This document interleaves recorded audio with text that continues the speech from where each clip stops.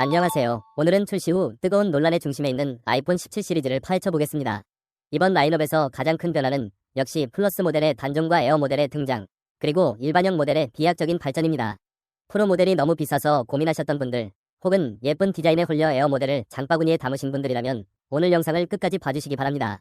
실제 사용자들의 후기와 팩트 체크를 통해 여러분의 지갑을 지켜드리겠습니다. 가장 먼저 언급해야 할 사실은 일반형 아이폰 17의 디스플레이입니다. 그동안 애플은 일반형 모델의 60Hz 주사율을 고집하며 이른바 금 나누기를 해왔습니다.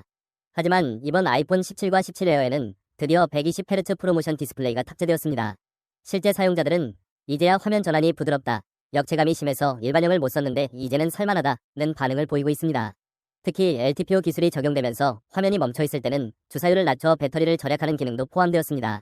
덕분에 일반형 모델에서도 상시 표시형 디스플레이, 즉 Always On 디스플레이 기능을 완벽하게 사용할 수 있게 되었습니다.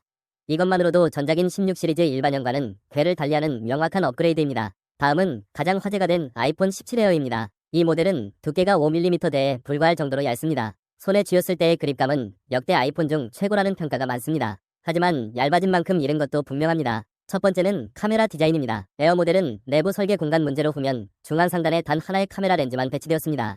이에 대해 독특하고 세련됐다는 의견도 있지만 적응이 안 된다, 기존 아이폰의 정체성이 사라졌다는 실사용자들의 호불호 섞인 반응이 팽팽합니다. 두 번째는 내구성 문제입니다. 너무 얇은 폼팩터 때문에 기기가 휘어지는 현상에 대한 우려가 현실로 나타나고 있습니다. 해외 실사용자 커뮤니티에서는 뒷주머니에 넣고 앉았다가 미세하게 휘었다는 후기가 심심치 않게 올라옵니다. 예쁜 디자인을 위해 내구성과 타협해야 한다는 점은 구매 전 반드시 고려해야 할 팩트입니다. 성능 면에서는 두 모델 모두 최신 A19 칩셋을 탑재했습니다. 특히 이번 시리즈에서 주목할 점은 램 용량입니다. 일반형과 에어 모델 모두 무려 12GB 램을 탑재했습니다. 이는 더 고도화된 애플 인텔리전스 기능을 기기 자체에서 빠르게 구동하기 위한 필수적인 선택이었습니다.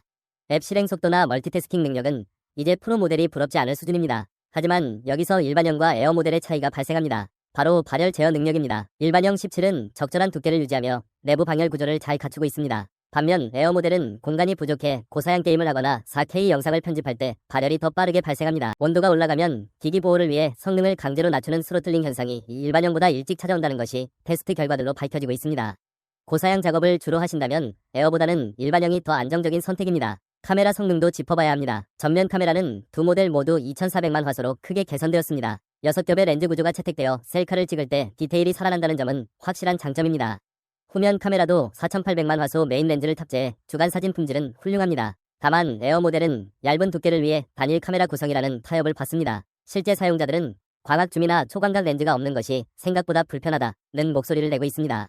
배터리 역시 물리적인 크기의 한계를 벗어나지 못했습니다. 일반형 모델은 하루 종일 넉넉하게 사용 가능하다는 평이 많지만 에어 모델은 물리적인 배터리 용량 자체가 작습니다. 저전력 칩셋 덕분에 효율은 좋지만 영상 시청이나 게임 비중이 높은 사용자들에게는 오후 늦게 배터리 압박이 올 수 있다는 것이 실사용자들의 공통된 의견입니다. 정리해보겠습니다. 아이폰 17 일반형은 120Hz 디스플레이와 12GB 램을 갖춘 가장 합리적인 완성형입니다. 반면 아이폰 17 에어는 내구성과 배터리, 카메라 개수를 일부 희생하더라도 압도적인 디자인과 가벼움을 원하는 분들을 위한 특수 모델입니다. 단순히 신제품이라고 해서 혹은 얇다는 이유만으로 에어 모델을 선택하시기보다는 본인의 스마트폰 사용 패턴을 냉정하게 분석해보시기 바랍니다. 게임과 영상을 즐긴다면 일반형을, 가벼운 휴대성과 스타일을 중시한다면 에어 모델을 추천드립니다. 오늘 분석이 여러분의 현명한 소비에 도움이 되셨길 바랍니다. 감사합니다.